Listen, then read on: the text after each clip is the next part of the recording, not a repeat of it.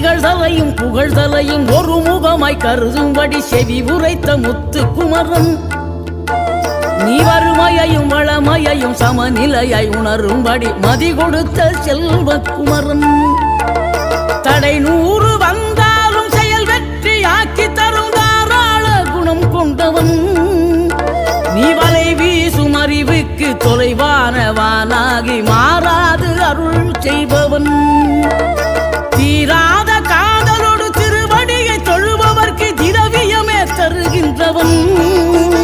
நீதாராள உள்ளமோடு தவக்கோலம் கொண்டு பெறும் தார்மீக பொருள் தந்தவன் தார்மீக பொருள் தந்தவன் ஆறுபடை வீடும் அருள் வழங்கும் முருகா அருகே நீ ஓடோடிவா மூவிரண்டு முகம் ஜொலிக்க 2 கரங்களுடன் ஆதரவு தரவோ